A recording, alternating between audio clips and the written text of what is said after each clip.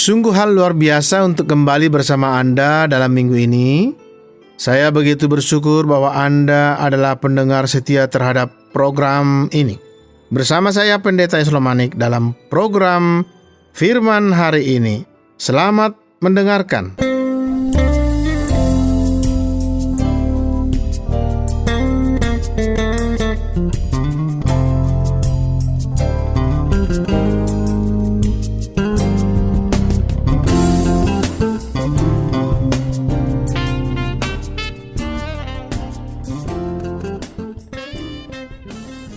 Saudara pendengar, Allah ingin gerejanya setia dalam memberi dukungan terhadap pekerjaan pelayan untuk menyampaikan berita keselamatan kepada dunia. Itulah salah satu yang sedang kita lakukan di sini dalam program Firman hari ini. Kami memiliki program dalam 54 bahasa yang berbeda, yang mana kami sedang memproklamasikan berita tersebut ke seluruh dunia. Saya begitu senang bahwa Allah telah memberkati kami dengan kesempatan untuk berbicara kepada orang dimanapun di dunia. Sekarang kita mempunyai situs ya, sehingga Anda bisa mengakses situs kami dan Anda bisa menemukan berita-berita yang sebelumnya. Ya, ini adalah berita keselamatan yang Allah sampaikan melalui putranya Yesus Kristus. Allah ingin setiap orang berada di dalam kerajaannya. Allah ingin setiap dari kita menjadi seorang misionari. Bukan hanya mereka yang dibayar ya, yang menyeberangi lautan dan seterusnya, namun setiap kita. Beberapa momen yang paling berharga yang saya miliki dan sukai, saya telah bepergian ke beberapa daerah untuk memberitakan Injil ke desa-desa, ke pedalaman, ke rumah sakit, ke penjara, dan ke berbagai denominasi gereja. Saya suka saja ya fakta bahwa saya telah mendapatkan berkat dimampukan untuk melakukan perjalanan tersebut bagi Yesus. Saya ingat satu peristiwa yang amat spesial. Kadang saya berkhotbah kepada ribuan pendengar dan tentunya banyak kali berbicara pada kelompok-kelompok yang lebih kecil, ya, yang lebih pribadi juga. Anda tahu pelayanan Kristus adalah berbicara kepada siapa saja, di mana saja. Saya ingat suatu kali saya berkhotbah tentang Sakeus kepada satu kelompok dan ada juga anak-anak di antara mereka. Saya tidak akan pernah lupa bahwa saya mulai berkhotbah dan berbicara tentang Sakeus. Sakeus adalah seorang pemungut cukai dan ia seorang yang pelit, pemeras juga ya. Ia tidak melakukan pekerjaannya dengan amat baik atau dengan benar, namun ia ingin melihat Yesus. Ia mendengar bahwa Yesus datang ke kota tersebut dan ia seorang yang amat pendek, sebagaimana Alkitab memberitahukan kita ya. Maka untuk melihat Yesus ya, supaya lebih jelas, supaya lebih baik ya di sepanjang jalan tersebut, Sakeus memutuskan untuk memanjat sebuah pohon ya. Dari sana, dari pohon itu, ia mulai menunggu dan menunggu rombongan Yesus datang.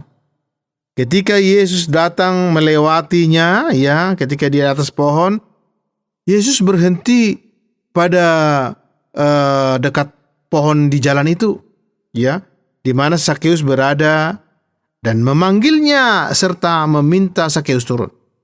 Ia memberitahu Sakeus kalau ia memutuskan untuk datang ke rumah Sakeus. Sakeus turun dari pohon dan bersama dengan Yesus pergi ke rumahnya.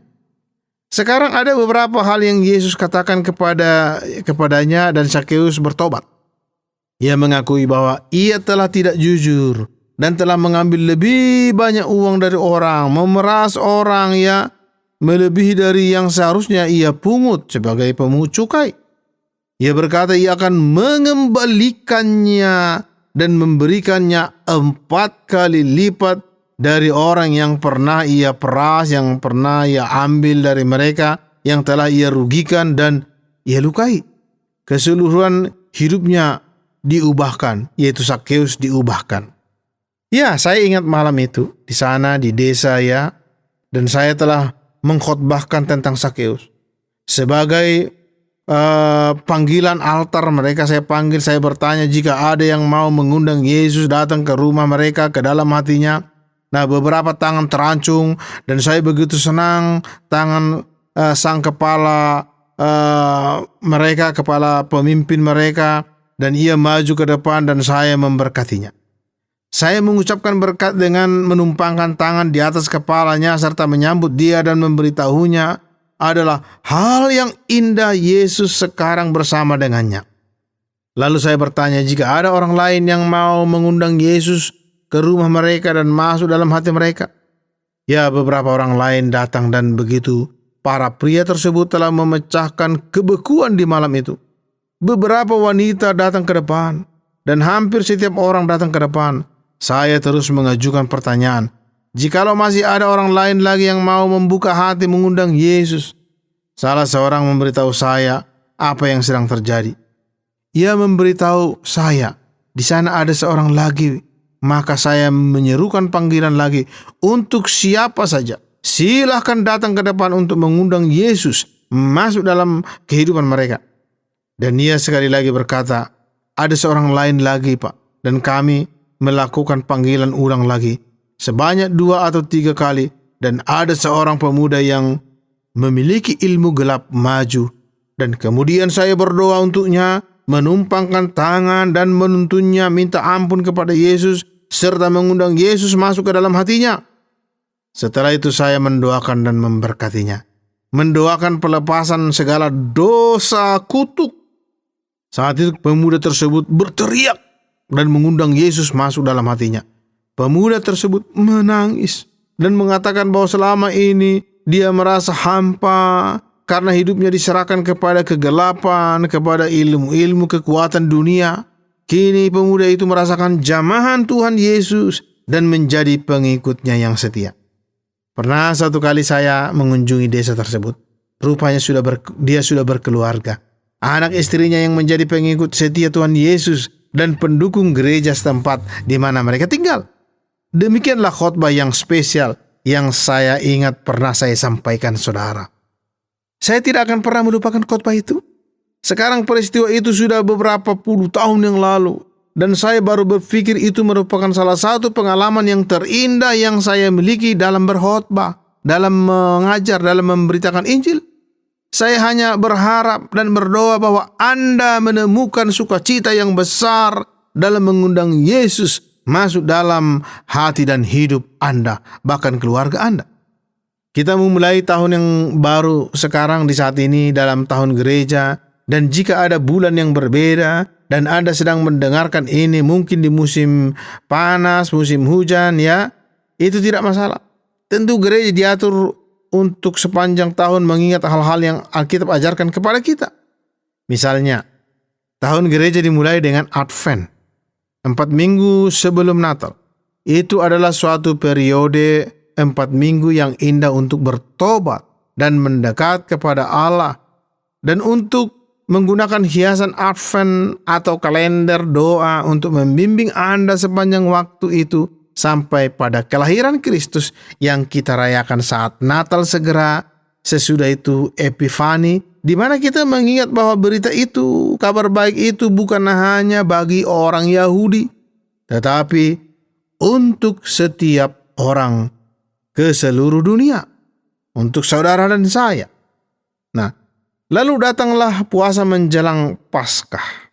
Dan selama waktu itu adalah waktu pertobatan dan mendekat kepada Allah, di mana kita mendengar tentang kedatangannya ke dunia, bahwa berita Natal itu kemudian dibawa ke kita dalam pengorbanannya, kematiannya di atas salib, Jumat Agung, Minggu Kebangkitan di mana ia bangkit dari kematian dan menaklukkan iblis dan kematian. Dan ia telah memberikan kita hidup yang kekal melalui pengampunan yang ia berikan. Nah, festival besar Minggu Paskah itu diikuti dengan Pentakosta, diikuti dengan masa Trinitas. Ada 27 minggu yang mengikuti, kemudian di mana kita berdoa dan melakukan perbuatan baik yang kita lakukan untuk melayani Allah, untuk menunjukkan syukur kita dan menjadi misionari untuk mengatakan, memberitakan kabar keselamatan pada siapapun yang akan mendengar, di mana kita bertumbuh dalam memberi dan dalam mempelajari Alkitab, di mana segala sesuatu lebih penuh kecepatan untuk menjadi lebih berkomitmen kepada Allah dan Tuhan kita. Itulah keseluruhan tahun gereja dari awal sampai akhir. Nah saudara, saya harap itu akan bermakna bagi Anda. Saya harap Anda akan datang ke gereja bukan hanya mendengarkan program ini ya.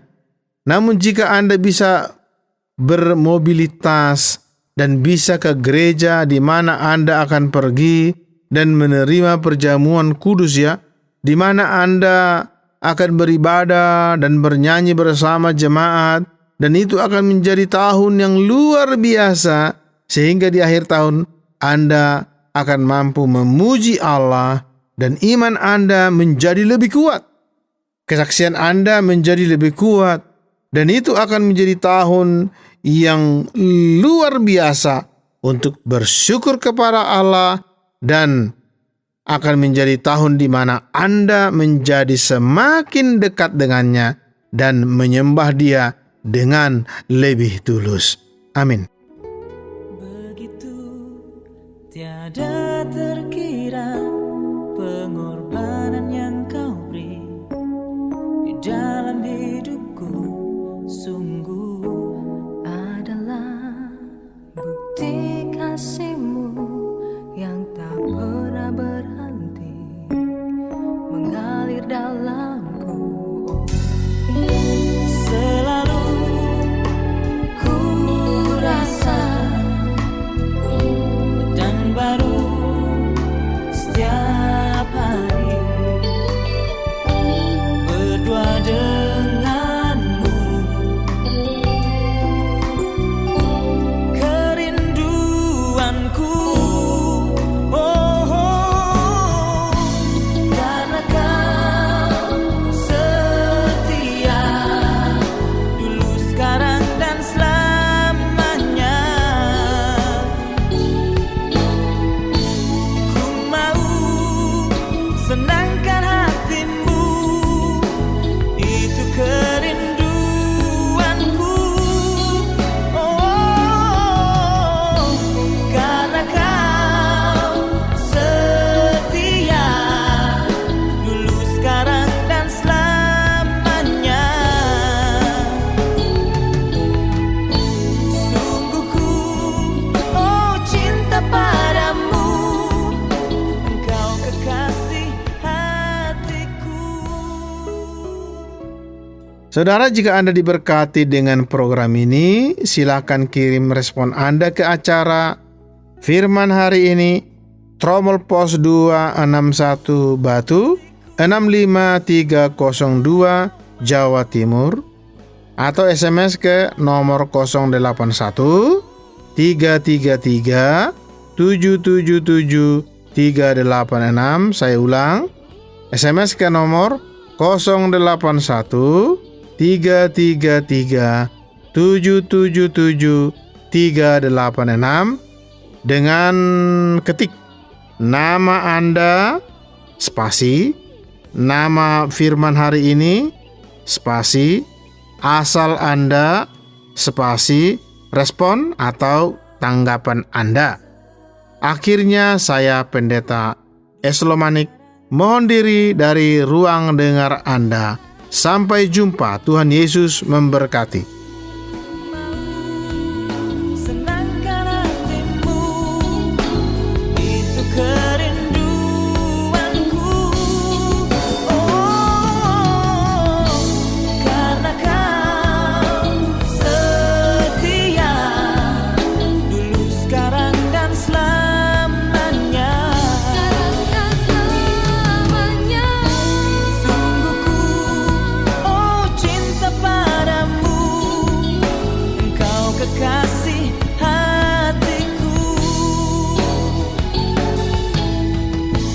Karena Kau setia dulu, sekarang dan selamanya.